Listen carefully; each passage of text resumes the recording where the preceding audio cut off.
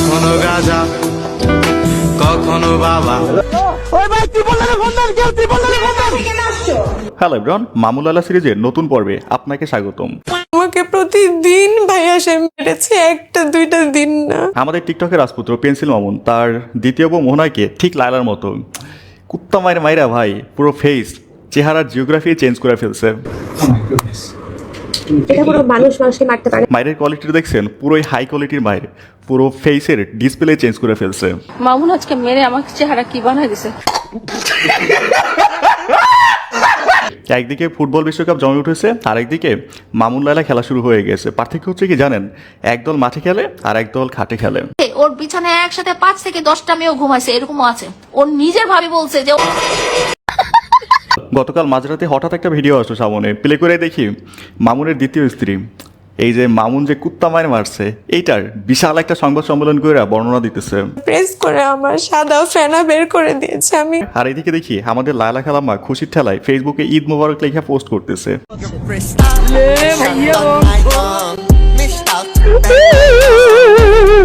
আবার সংবাদ সম্মেলন ডাইকা হাইসা হাইসা বলতেছে এইবার তার জন্য হচ্ছে 3টা ঈদ। বছরে মানুষের 2টা ঈদ থাকে, বাট আমার বছরে 3টা ঈদ হয়ে গেল। তাতে আমার বাল ছেঁড়া গেল। মামুনের সাথে কেউ বসতেও লজ্জা পায়। আর আপনি তো ওরে নিয়ে ফুটবল মাঠে নেমে গেছেন গোল পোস্টে শট মারার জন্য। গলার মধ্যে যেভাবে ভাইয়া প্রেস করে আমার সাদা ফেনা বের করে দিয়েছে, আমি 4টা মাস গলার মধ্যে প্রেস কইরা সাদা ফেনা বের করে দিচ্ছে।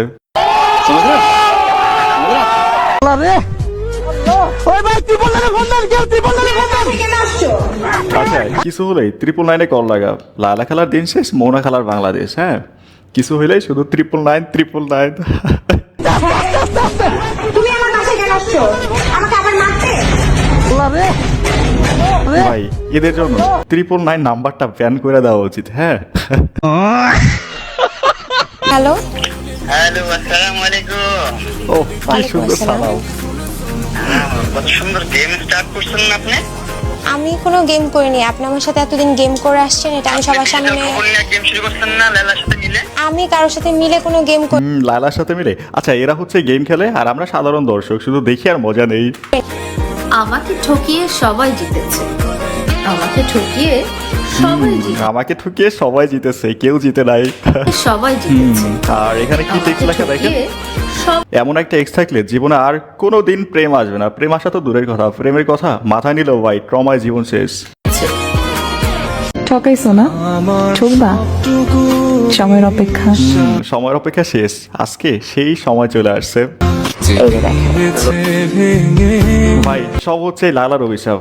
মামুনা ডেন্ডি এটা কি বলে যেন, ইয়াবা খাইতেছে আর ওর নতুন বই ভিডিও করে সেটা পাবলিক করে দিচ্ছে।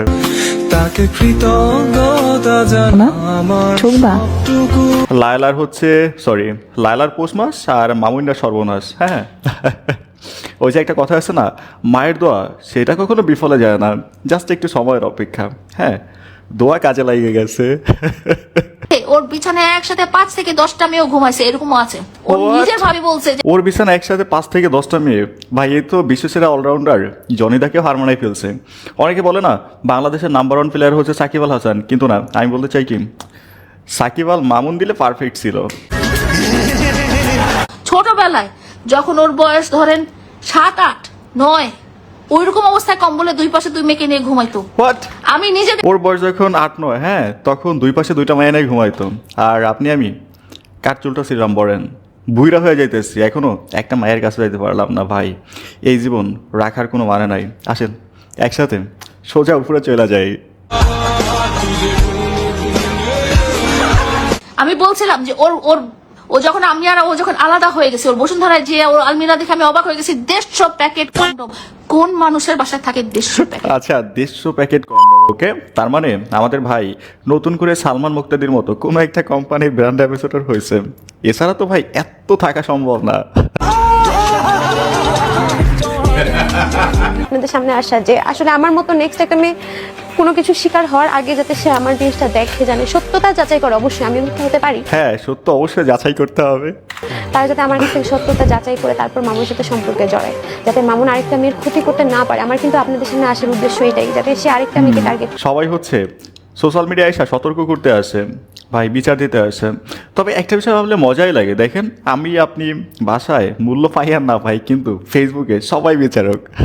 কিছু হইলেই ফেসবুকে এসে বিচার দেয়, আর আমরা সেটা জাজ করি। তোমারটাও টেস্ট করাবো, ঠিক আছে? তোমারটাও টেস্ট করে আইসো। তুমি আমার বাসা থেকে বের হও, আমার বাসা থেকে বের হও, আমার বাসা থেকে বের হও। এখানে করা দরকার, আমি ওখানে কেন করবো? আমার বাসা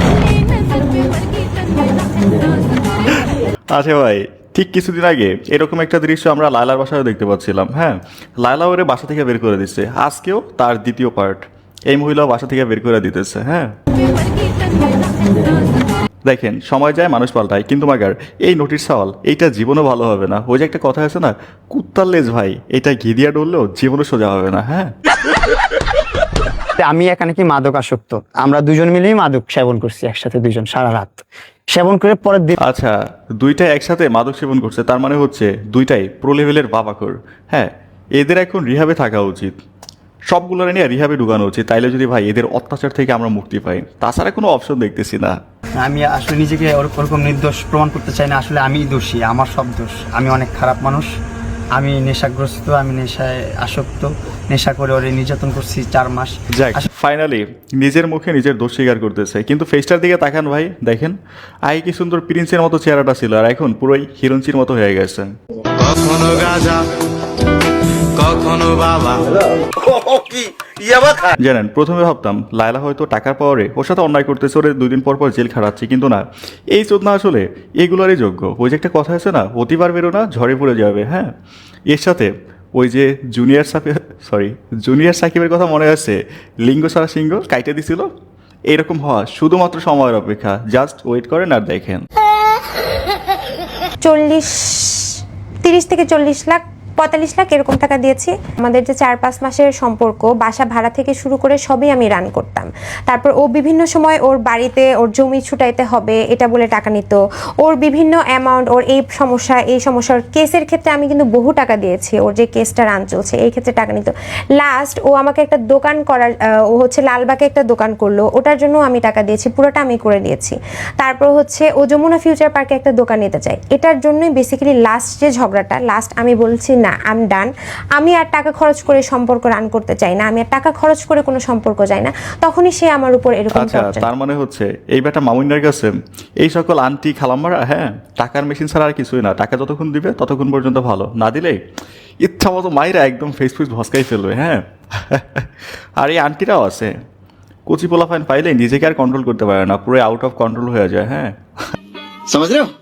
করাইলের বস্তিতে ছিল, ওর মায়ের ন্যাশনাল আইডি এনআইডি কার্ডটা এখনো দেখেন, দেখাবো, ওখানে লেখা আছে করাইলের বস্তি। ওই করাইলের বস্তি, তুই করাইলের বস্তিতেই থাকবি, তোর জন্য বসুন্ধরা বাড়ি ধারা না, তুই মানুষের টাকায় বড় হয়েছিস। করাইলের বস্তিতেই থাকবি। কয়েকদিন আগে এই করাইলের বস্তি কলিজা ছিল, এখন হয়ে গেছে কয়লা। যে মামুন যতবার হজ করুক না কেন ওর হজ কবুল হবে না, ও যতক্ষণ না লায়লার কাছে মাপ চেয়েছে ওর হজ কবুল হবে না। আচ্ছা, এই হচ্ছে এক চুতিয়া বেড়া একটার বেড়ি, এই কি বলতেছে, মায়ের কাছে ক্ষমা না চাইলে ছেলের হজ কবুল হবে না। হ্যাঁ, না ঠিকই বলছে, খারাপ কিছু বলে নাই। যাই হোক গাইস, এই ছিল আমাদের মামুন লায়লা সিরিজের নতুন সিরিজের প্রথম পর্ব। তো আশা করি ভালো লেগেছে। যদি সত্যি সত্যি ভালো লেগে থাকে, লাইক, সাবস্ক্রাইব, আর এটা কি বলতে হবে, জাস্ট একটা লাইক এবং সাবস্ক্রাইব করে ফেলেন, নেক্সট পর্বগুলো যেন মিস না হয়ে যায়। সো আল্লাহ হাফেজ।